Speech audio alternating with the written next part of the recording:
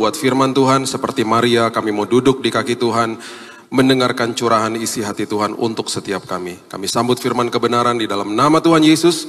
Kami berdoa dan mengucap syukur. Kita sama-sama katakan amin, amin, amin, amin. Silakan duduk. Shalom Bapak Ibu.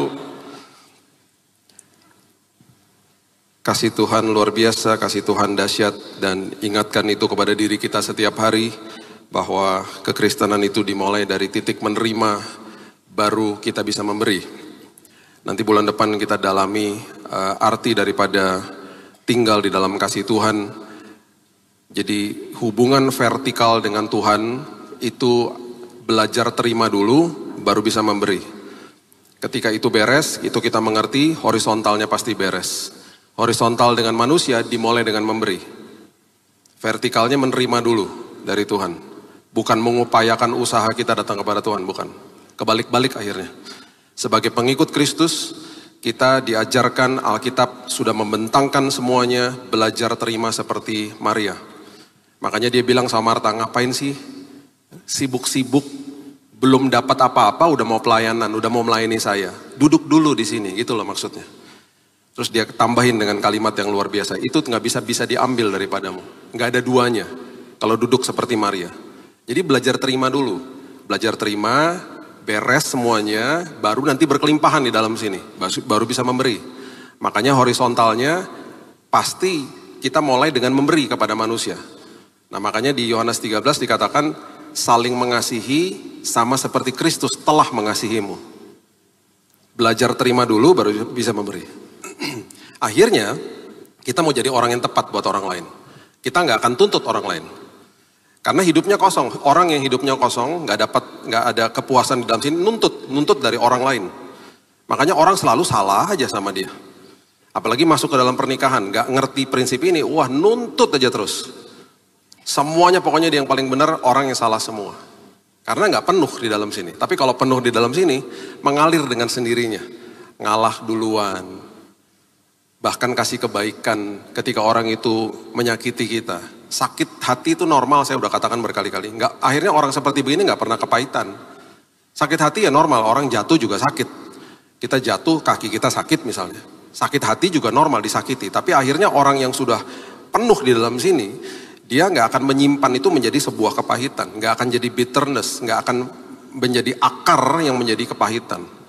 Jadi itulah kehidupan kekristenan. Nah, hari ini kita mau belajar gini. Ada sebuah contoh yang membuat saya waktu bacanya merinding saya beneran. Karena saya udah baca berkali-kali. Tapi ketika saya baca ulang, beberapa minggu lalu Tuhan bilang baca ulang lagi. Ternyata wow.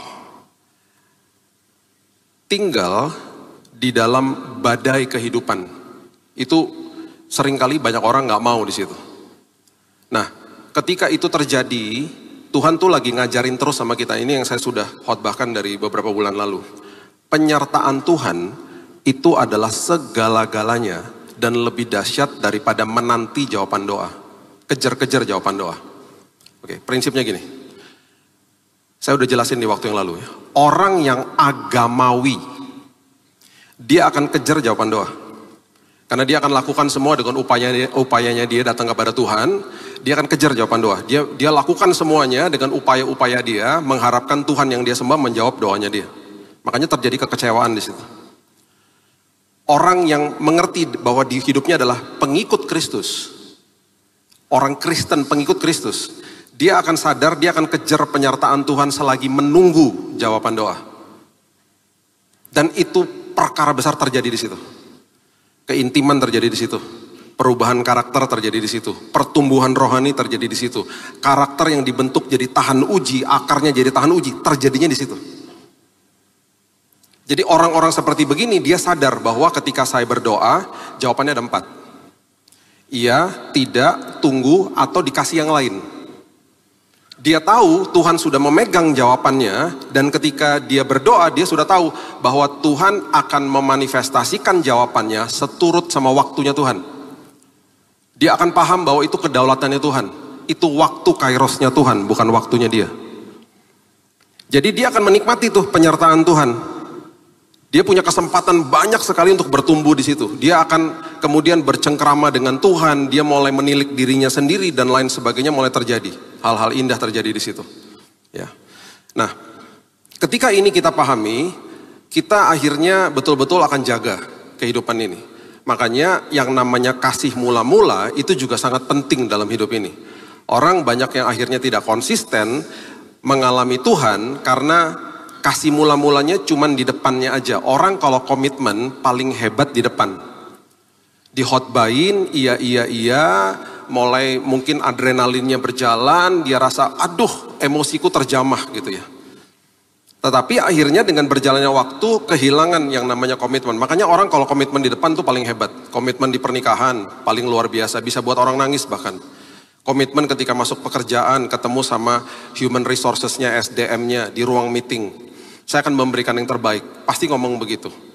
Ada sebuah teguran Tuhan di Wahyu pasal yang kedua, ayat yang keempat, dan ayat yang kelima mengatakan begini, ini teguran kepada jemaat di Efesus yang meninggalkan kasih mula-mula. Itu sebabnya kalau dasarnya ini udah gak ada, susah bagi manusia untuk akhirnya menerima penyertaan Tuhan selagi nunggu jawaban doa. Karena kasih mula-mula udah gak ada. Dia tidak tinggal di dalam kasih Tuhan, akhirnya yang terjadi dia menuntut dan menuntut terus. Namun demikian, aku mencela engkau karena engkau telah meninggalkan kasihmu yang semula. Sebab itu ingatlah betapa dalamnya engkau telah jatuh. Bertobatlah dan lakukanlah lagi apa yang semula engkau lakukan. Lakukan lagi apa yang semula engkau lakukan. Jika tidak demikian, aku akan datang kepadamu, aku akan mengambil kaki Dian dari tempatnya jikalau engkau tidak bertobat. Maksudnya kemuliaan Tuhan sirna akhirnya dari hidup manusia. Nah, kasih mula-mula selalu itu digambari atau dipenuhi dengan yang namanya prioritas, intensitas, dan kualitas. Siapa yang pernah jatuh cinta di sini? Pasti ketika mau deketin yang dia harapkan jadi pasangannya, dia akan memberikan prioritas, intensitas, dan kualitas. Yang masih jomblo, ketika engkau sedang PDKT, kalau WhatsAppmu gak dibales, berarti orang itu gak minat sama dirimu. Udah, move on.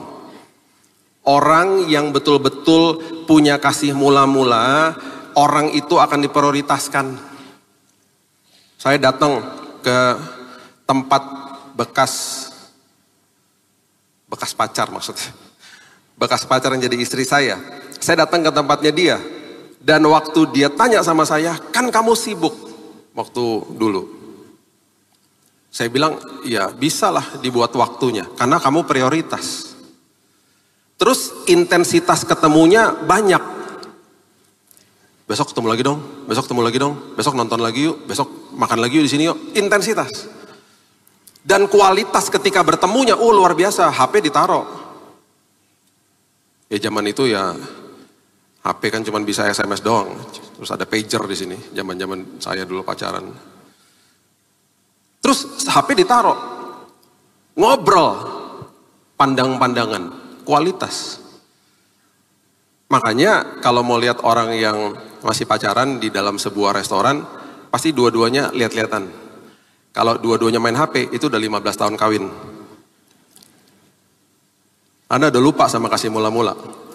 Makanya prioritas, intensitas, sama kualitas tinggi di dalam kasih mula-mula. Sama Tuhan juga gitu. Besok hari Senin, ngopi-ngopi yuk. Gak bisa. Ada FA aku. FA, iya. Selasa gak bisa, FA kedua. Banyak banget FA-nya, iya. Rabu gak bisa, FA ketiga.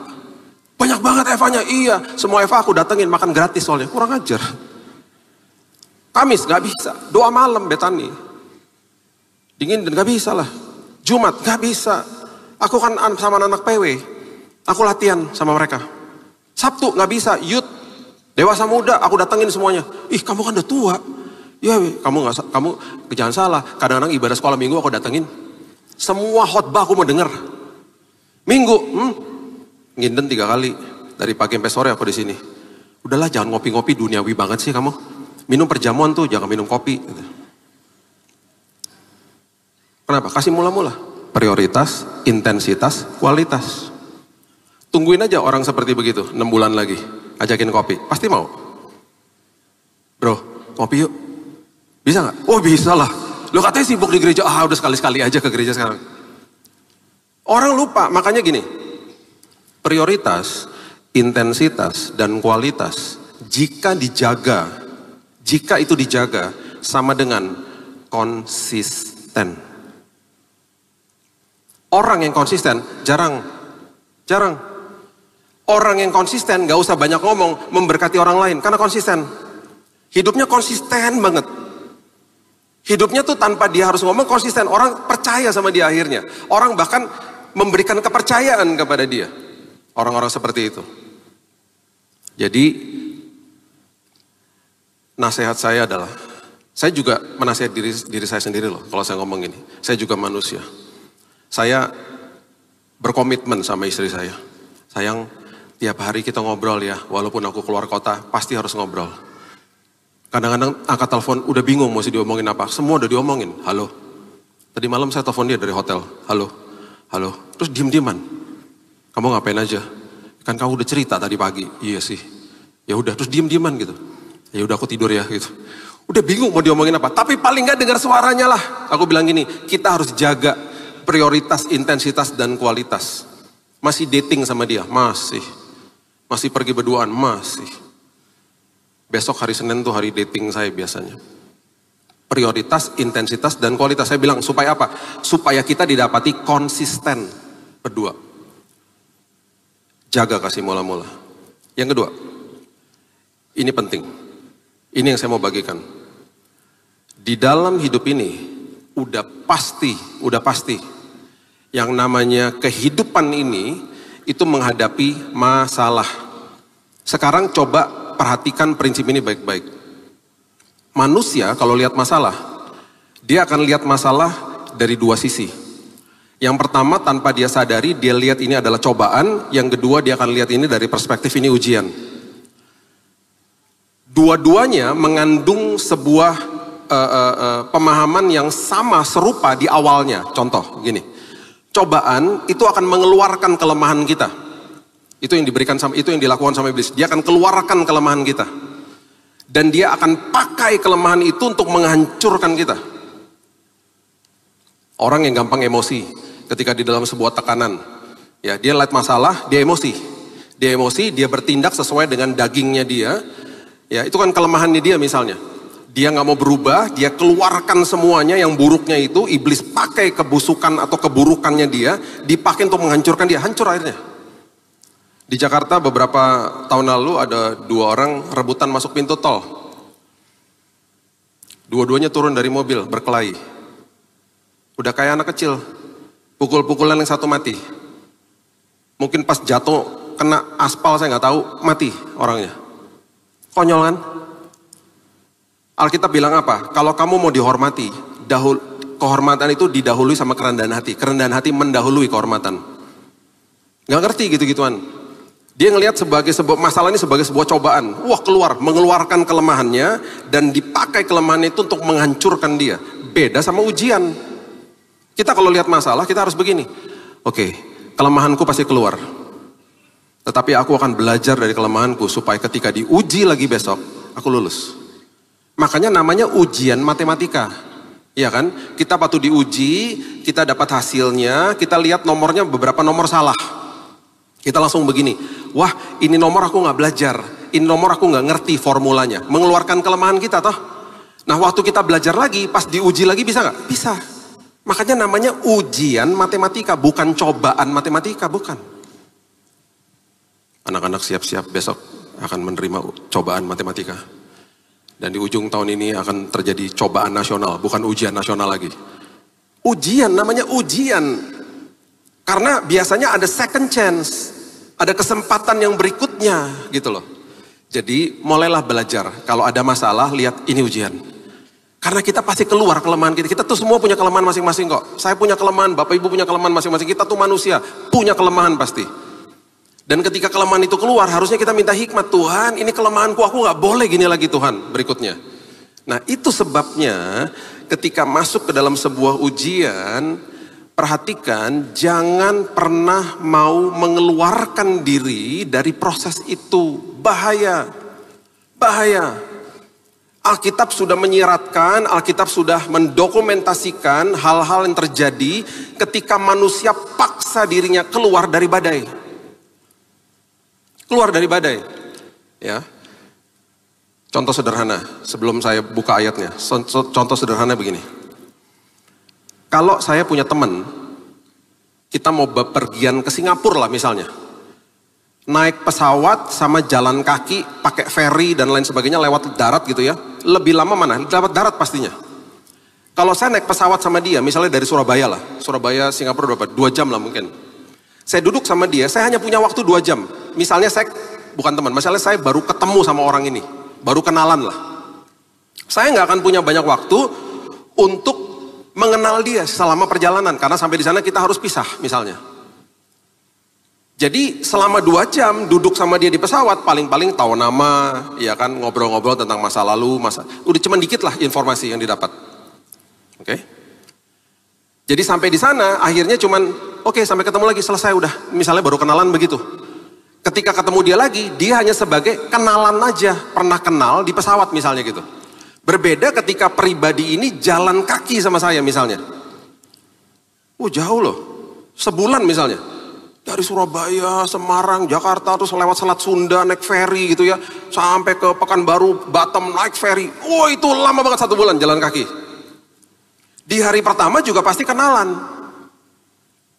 Pengen tahu namanya siapa lagi jalan. Hari kedua kan gak mungkin kenalan lagi. Kan udah 24 jam sama-sama dia.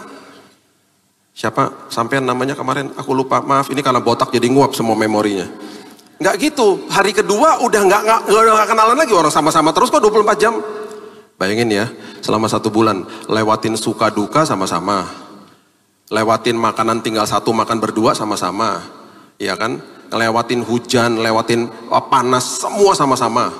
Akhirnya selama 1 bulan, setiap, kan 24 jam sama-sama, kita mulai curhat tentang masa lalu. Harapan masa depan, pergumulan hari ini, curhat semuanya. Setelah 1 bulan jalan sama dia, saya akan katakan apa? Pribadi itu adalah sahabat baru saya. Bukan sekedar kenalan, sahabat baru saya. Karena saya jalan sama dia. Jadi Tuhan gak mau yang namanya cepat-cepat tuh gak mau dia.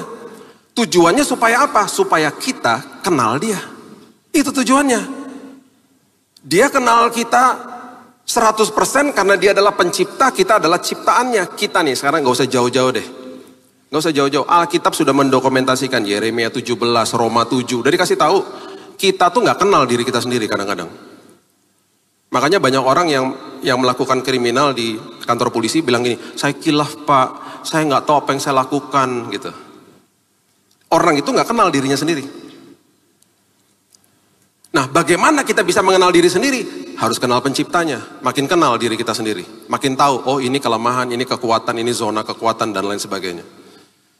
Apalagi mau kenal sama pencipta kita, makanya ada yang namanya badai, ada yang namanya proses. Di ujungnya kita mengenal dia dengan baik. Mengenal dia dengan benar akhirnya. Buktinya ada. Ayo kita baca ya. Coba lihat Markus pasal yang keempat. Markus pasal yang keempat, ayat 35, coba lihat. Markus pasal keempat ayat 35. Pada hari itu, waktu hari sudah petang, Yesus berkata kepada mereka, marilah kita bertolak ke seberang. Oke. Yang ngomong bertolak ke seberang, Yesus. Kalau Yesus mengeluarkan kalimat, itu berarti firman yang keluar dari mulutnya pasti terjadi. Jadi marilah kita bertolak ke seberang itu sama dengan kita pasti sampai ke seberang dengan selamat. Karena yang mengeluarkan kalimat itu adalah Yesus. Kalau saya yang ngomong, saya nggak bisa kasih jaminan, saya manusia. Kalau Tuhan yang ngomong, jaminan terjadi pasti. Sekarang pertanyaan berikutnya, apakah Tuhan Yesus tahu akan ada badai? Oh jelas, dia maha tahu kok. Apakah Tuhan Yesus tahu dia akan tidur di buritan di kapal itu karena dia letih sebagai manusia? Oh jelas. Makanya kalimat itu adalah kalimat protection. It's a protection word. Itu adalah kalimat proteksi yang dikatakan, marilah kita bertolak ke seberang. Dengan kalimat ini saya proteksi perjalanan kita. Mereka meninggalkan orang banyak lalu bertolak membawa Yesus beserta dengan mereka dalam perahu di mana Yesus telah duduk, perahu-perahu lain menyertai dia. Nah, mengamuk langsung tofan yang sangat dahsyat. Ombak menyembur masuk ke dalam perahu sehingga perahu itu mulai penuh dengan air. Pada waktu itu Yesus sedang tidur di buritan di sebuah tilam. Di titik ini seharusnya jangan dibangunin. Dibangunin. Alias murid-muridnya ingin supaya Tuhan memberhentikan badainya. Berhentiin Tuhan badainya Tuhan. Dengan kata lain, aku mau keluar dari proses ini. Dikatakan begini, maka murid-muridnya membangunkan dia dan berkata kepadanya, Guru, engkau tidak peduli kalau kita binasa. Ya, gimana?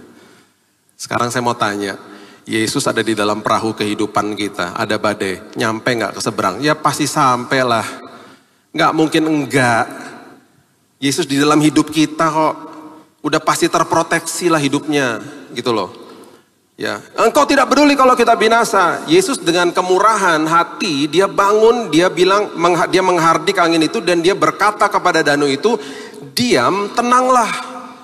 Lalu angin itu reda dan danau itu menjadi teduh sekali. Kalau saya bisa tambahkan, teduh sekali karena permintaan murid-muridnya. Berhentikan badainya Tuhan. Kalau Yesus setuju sama apa yang mereka lakukan, dia akan ngomong begini di ayat yang ke-40. Ayat 40 berbicara begini. Lalu ia berkata kepada mereka, kalau dia setuju dia akan bilang gini, makasih ya guys udah bangunin saya, hampir kita mati bareng. Betul gak? Kalau dia setuju bahwa badainya itu memang harus di stop sama mereka, permintaan mereka, dia akan ngomong gitu, makasih ya guys, hampir lo kita mati bareng. Dia ngomong gitu. Kalimatnya dia benar-benar keras sekali, dia bilang begini, mengapa kamu begitu takut? Terus dikatakan lagi, mengapa kamu tidak percaya? Dia ngomong begini setelah badainya udah diberhentikan. Perhatikan kalimat-kalimat ini. Setelah badainya udah selesai, dia ngomong gitu. Kenapa kamu takut? Kenapa kamu gak percaya? Kan saya udah ngomong di awal tadi. Harusnya jangan bangunin saya. Perhatikan apa yang terjadi ketika badai diberhentikan. Ketika manusia keluar dari proses. Perhatikan ayat 41. Mereka menjadi sangat takut. Udah takut, makin takut. Ayo.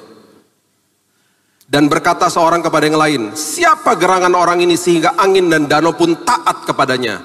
Di ujung daripada itu semuanya, mereka gak kenal siapa Yesus. Mereka gak kenal hatinya. Mereka gak jadi sahabat, karena badainya diberhentikan. Karena naik pesawat aja, gak usah jalan kaki. Yang cepet-cepet aja Tuhan. Akhirnya cuma jadi apa? Kenalan aja. Oh saya cuma kenal aja sama dia. Tapi gak ngerti pribadinya, gak ngerti hatinya. Dan makin takut. Makanya kalau naik perahu ini jemaat nginden pasti beda ayatnya. Karena Bapak Ibu pasti gak bangunin Yesus. Betul gak? Pasti gak. Di pertamanya masih sama tuh. Yesus berlayar dengan jemaat nginden. Wah sampai titik ombak menyembur masuk. Itu mulai beda ayatnya. Jemaat nginden bergandengan tangan dan mereka berteriak, jangan bangunkan Yesus. Pasti gitu. Ini muka-muka dewasa semua. Iya kan? Ada satu jemaat yang berteriak. Dia bilang, bangunin dong, mati nanti kita. Kenapa dia berteriak? Karena dia jemaat napas, Natal Paskah. Ombak menyembur masuk dan akhirnya kapal itu sampai ke seberang dengan selamat. Di situ baru Yesus bangun. Dia bangun dan dia katakan, wahai jemaat Betani Nginden, hebat imanmu, dahsyat engkau. Pasti gitu ayatnya. Beda. Bapak Ibu gak ada sih saat itu. Pasti Bapak Ibu yang diajakin naik perahu sama Yesus. Coba sekarang lihat perbandingannya. Sama-sama di badai loh. Ya, coba lihat perbandingan ini. Matius 14 ayat 22. Coba lihat.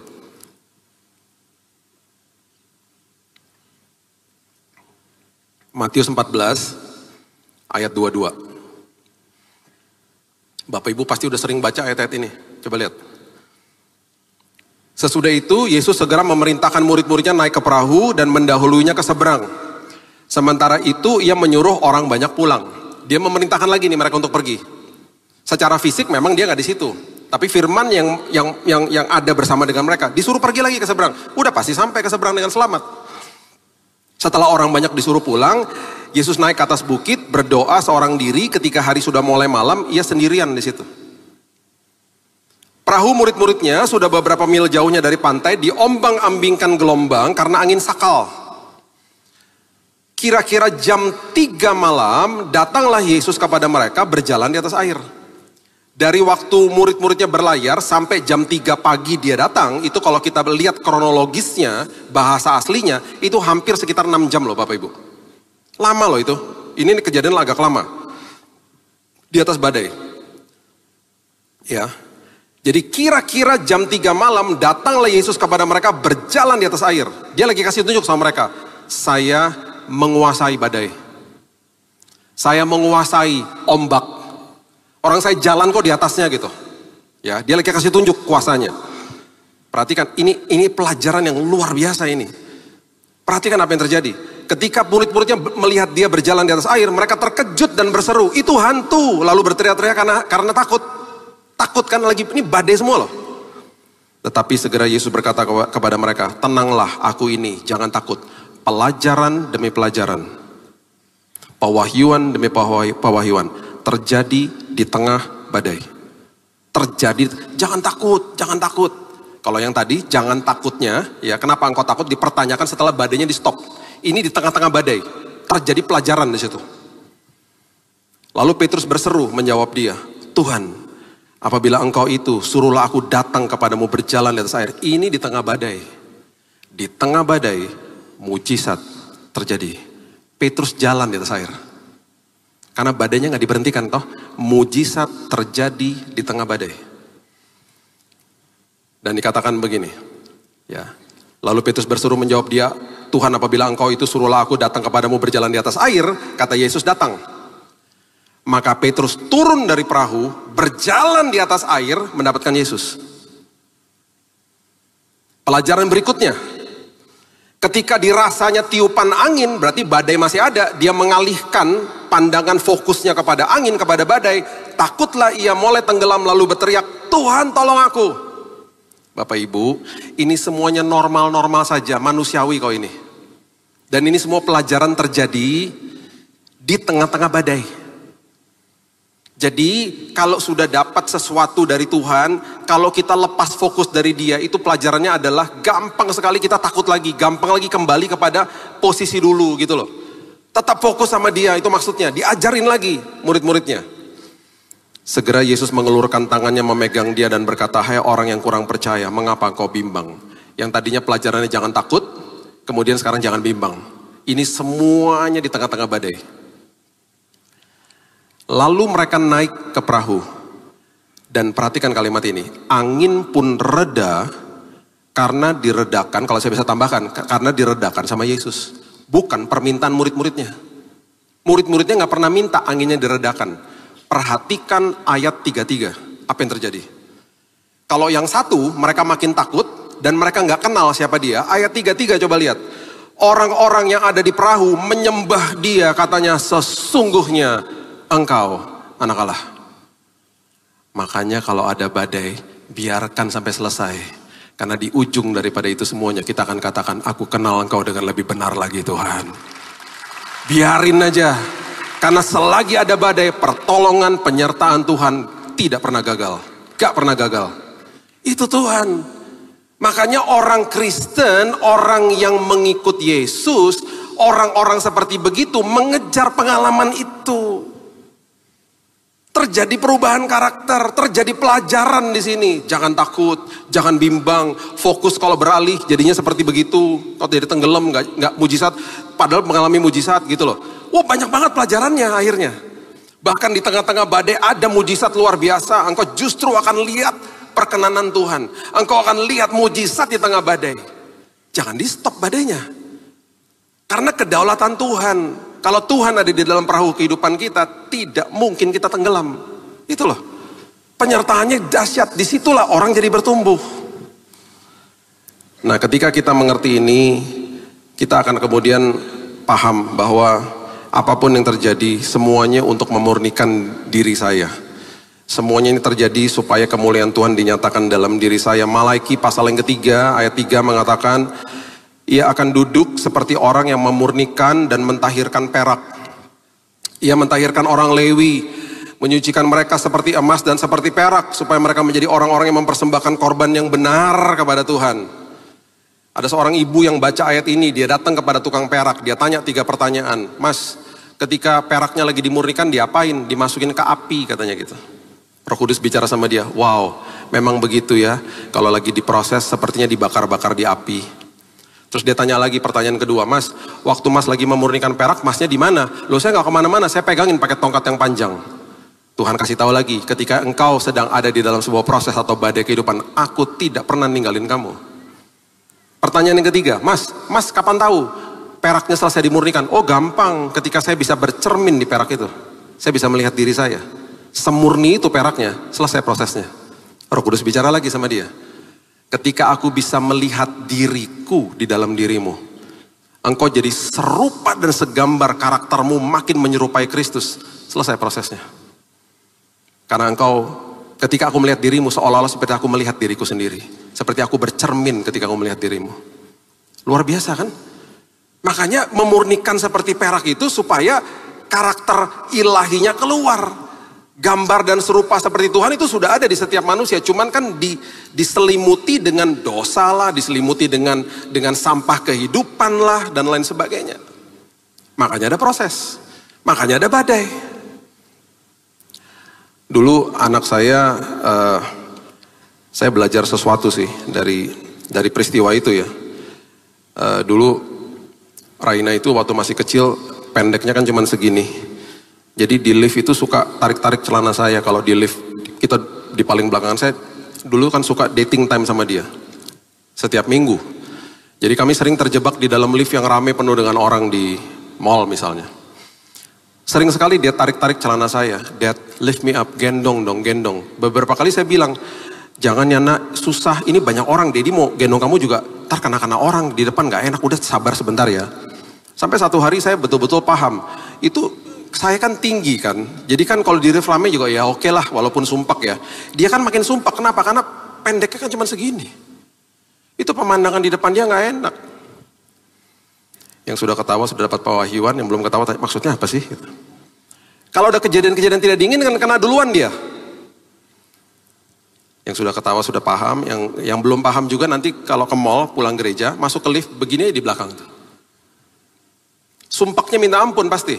Di situ saya sadar, iya ya, pemandangan dia itu nggak enak banget di situ, ngeliatin kaki orang semuanya. Saya paksa, sampai Mas permisi ya Mas, saya gendong dia, dan saya nggak pernah lupa waktu saya gendong mukanya begini, lega. Pertanyaan saya begini, waktu saya gendong dia, liftnya masih ramai nggak? Masih. Terkadang nambah orang lagi, tetapi dia lega karena pandangannya setinggi pandangan saya. Di situ saya baru paham, iya ya Tuhan, kalau lagi lewatin badai, gendong aku Tuhan. Supaya aku lihat dari pandangan perspektifnya Tuhan. Supaya aku lihat di situ ternyata ada damai sejahtera, ada sukacita Tuhan, walaupun masih ada badai. Ternyata itu artinya, dibawa tinggi seperti Raja Wali, itu maksudnya, terbang di atas badai, badainya masih ada. Orang-orang yang mengalami penyertaan Tuhan pasti ada tandanya, yaitu kesaksian hidup. Lukas pasal yang ke-24 ayat 38-39 mengatakan begini. Lukas 24 ayat 38. Akan tetapi aku berkata kepada mereka, mengapa kamu terkejut dan apa sebabnya timbul keraguan-raguan dalam hati kamu?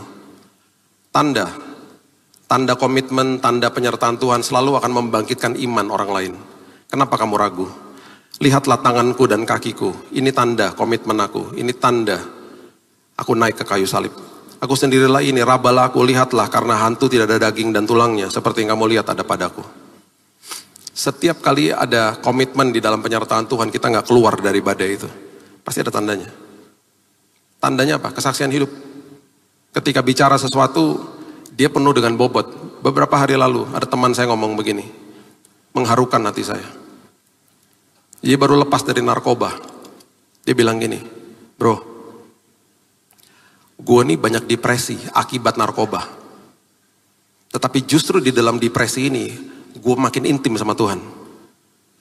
Sampai-sampai dia ngomong gini, walaupun ya kita tidak mendoakan dia begitu, dia bilang gini, sampai aku takut, kalau aku nggak depresi lagi, takutnya aku ntar balik lagi seperti dulu.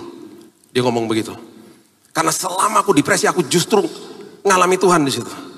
Aku justru cari Tuhan di situ. Di dalam badainya dia ngalami penyertaan Tuhan. Saya bilang ya, kamu juga harus lepas dari situ lah. Kita berdoa sama-sama. Tapi sampai segitunya gitu loh. Sampai segitunya nikmati penyertaan Tuhan selagi ada badai. Nah, ketika ini terjadi dalam hidup kita, ketika kita bicara, kasih kesaksian, berbobot karena ngalami Tuhan. Ngalami Yesus, gak cuma katanya-katanya aja. Ya. Beberapa tahun yang lalu, ketika anak-anak masih kecil, saya dengan teman saya diajak ke kota namanya Makau. Dan waktu itu saya masih bawa kereta anak. Jadi anak saya yang Keita ini masih kecil, saya di kereta anak. Satu hari kita mau pergi ke sebuah tempat, sebuah mall yang di sebelahnya hotel bintang 5 katanya gitu. Nah katanya orang-orang di situ bilang, Pak jangan naik transportasi umum, itu ada bus gratis ke sana karena busnya dimiliki sama hotel katanya gitu. Oh ya udah, kita cari tempatnya. Oh ternyata benar busnya bus gratis karena sebelahnya hotel tuh mallnya, mau makan siang di situ. Jadi kita naik. Waktu saya mau naik ke busnya, saya lihat supirnya dia diam-diam aja karena saya mau masukin kereta anak saya kan ke bagasi. Kalau bus kan supirnya di sini. Bagasi kan bus kan di samping, ini pintu di sini, ini bagasi kan di samping bukan di belakang. Jadi saya sempat nanya sama supirnya, dia nggak bisa bahasa Inggris. Saya ngomong, ini kereta gimana? Dia gini-gini sendiri. Jadi saya pikir, disuruh sendiri masukin. Ya udah saya masukin lah kereta anaknya. Sampai di sana, karena nggak ada barang di bawah, kan busnya kiri kanan ke tengah lah itu akhirnya keretanya. Jadi waktu udah turun semuanya, saya waktu buka bagasinya, iya aduh itu sampai ke dalam. Jadi saya merangkak di dalam. Badannya bus tuh ke dalam ngerangkak ambil kereta anak saya. Lagi saya ngerangkak tiba-tiba saya dengar pintu busnya ketutup. Kan orang pada keluar kan semua. Ketutup. Berarti semua udah pada keluar kan. Tiba-tiba busnya jalan. Itu supirnya benar-benar ngawur banget. Itu kalau dia lihat spion, itu kelihatan kan spion di sini, pintu depan di sini kan kalau dia lihat spion itu bagasi samping itu kan masih kebuka. Harusnya kalau dia lihat itu, ya dia nggak boleh jalan lah. Dia jalan. Itu orang di lobi hotel berteriak semuanya. Stop, stop, dia nggak dengar. Dia jalan terus. Saya panik dong. Saya masih di dalam bus. Saya loncat keluar. Harusnya jangan loncat. Teman saya bilang harusnya di situ aja. Udah ntar busnya stop baru kamu loncat. Saya loncat keluar, koprol 2 kali. Wah, tapi berdiri habis itu. Wah, loncat. Wah, kayak di Hollywood. Wah, koprol 2 kali sampai berdiri. Berdiri, wah sakit, malu, marah. Bercampur aduk. Busnya jalan terus, pas dia udah mau keluar dari pelataran hotel, diberhentikan sama satpam. Baru di situ dia nyadar. Dia ditegur, dimarahin segala macam. Saya jalan ke situ karena kereta anak saya masih di situ. Jalan itu pincang-pincang begini. Dia waktu lihat saya sampai nyembah-nyembah. Minta maaf dan lain sebagainya. Saya udah nggak tahu dia ngomong apa. Kita nggak bisa komunikasi. Saya cuma bilang sama dia, udahlah. Saya juga nggak apa-apa, puji Tuhan saya nggak apa-apa. Nggak ada yang patah, nggak ada yang apa-apa. Saya ambil kereta anak saya masuk ke dalam. Di lobi hotel. Tamu-tamu bilang gini sama saya, tuntut aja hotelnya. Mereka bilang gini, itu ada CCTV, ambil aja. Biarkan saya mau jadi saksi. Sampai beberapa ngomong gitu, karena mereka kesel. Teman saya ngomong gini, tadi pas kamu koprol 2 kali, kayak Fast and Furious, tau gak? Keren banget. Keren banget. Itu minta CCTV-nya kirim ke Hollywood, kamu dipakai di Hollywood jadi stuntman. Keren banget Bill, keren banget. Apaan keren-keren, sakit tahu. Itu jarak kaki kamu sama ban belakang tuh cuma segini Bill. Keren banget. Keren apaan Saya masuk ke, karena didesak, akhirnya saya tulis surat komplain. Bukan, ya ada form komplain. Diminta email, udah saya tinggal. Karena anak-anak kelaparan mau makan. Sewaktu saya pulang, saya dapat email dari hotel itu. Ditanya gini, berapapun biaya pengobatan medis yang kamu alami setelah kejadian itu, kecelakaan itu, kirim ke kami bayar full, dan please jangan diviralkan. Takut hotelnya, hotel ternama. Temen saya pas lagi di rumah, baca emailnya. Teman saya ngomong gini, Bill, gue buatin bon palsu aja, kwitansi, kirim aja ke dia Bill, bilang aja pengobatan lo 200 juta, biar nanti 10%-nya buat gue lah. Ngawur nih orang. Terus tau gak dia bilang apa? Kamu layak Bill, kamu tuh jangan mau dibodohin, kamu layak dapat ganti rugi, kamu dirugikan. hamba Tuhan manusia juga. Waktu malam sebelum tidur, kata-kata dia terngiang-ngiang di telinga saya. Engkau layak, engkau layak, engkau layak. Ngawur aja. Saya email balik lah, saya nggak lakukan itu. Saya email balik, saya bilang, udahlah, saya nggak apa-apa. Terus dia tawarin voucher gratis nginep di hotelnya. Dia kasih tahu juga, ini supirnya udah diskors lah, apalah segala macam. Saya tawarkan voucher gratis, mampir sini lagi. Saya bilang, nggak mau, saya ke situ lagi. Kesaksian timbul dari ketika orang tidak keluar dari badai. Kesaksian hidup keluar ketika ada orang masih komit sama Tuhan. Dan itu sebabnya hari ini, saya tutup dengan ini. Setiap kali di dalam kehidupan ini, kita ini punya jenjang. Waktu kita baru lahir, ada seorang atau orang tua kita memberikan jarinya. Dan sebagai bayi kita memegang jari orang tua kita. Jenjang balita, kita pegang mainan. Jenjang remaja mungkin kita pegang HP. Jenjang pemuda, kita pegang tangan pacar. Jenjang mahasiswa, kita genggam atau kita pegang ijazah. Jenjang eksekutif muda, kita pegang tangga karir. Jenjang menjadi suami atau istri, kita memegang tangan pasangan kita. Jenjang pensiun, kita pegang stick golf, pegang alat-alat berkebun. Jenjang jadi tua, terkadang orang pegang tongkat. Firman Tuhan bilang begini, ayat terakhir coba baca sama-sama saya. Yeremia 15 ayat 21. Yeremia 15 ayat 21. Aku akan melepaskan engkau dari tangan orang-orang jahat dan membebaskan engkau dari genggaman orang-orang lalim. Tuhan lagi kasih tahu begini sama kita. Jangan pernah lupa bahwa tanganku yang disalib terbuka di kayu salib untuk memegang tanganmu.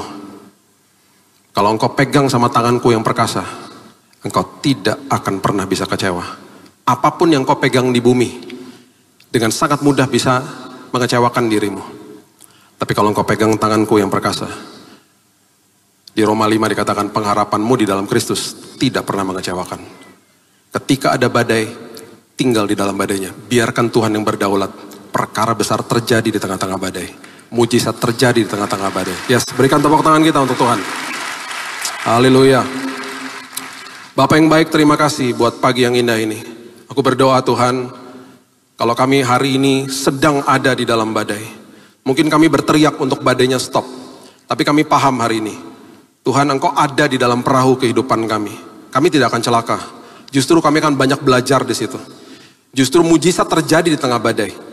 Dan itu sebabnya Tuhan, kami mau punya tanda itu Tuhan. Tanda kesaksian dalam hidup kami. Karena kami komitmen untuk disertai sama Tuhan. Tidak keluar dari proses kehidupan. Kami berdoa Tuhan pada hari ini. Aku percaya justru di tengah badai kekuatan Tuhan terjadi. Perlindungan Tuhan terjadi. Dan aku percaya pemulihan bahkan kesembuhan Tuhan sudah siapkan bagi anak-anak-Mu. Serahkan hidup kami dalam tangan Tuhan. Meteraikan firman ini. Hanya di dalam nama Yesus kami berdoa. Kita sama-sama katakan. Amin. Tuhan berkati.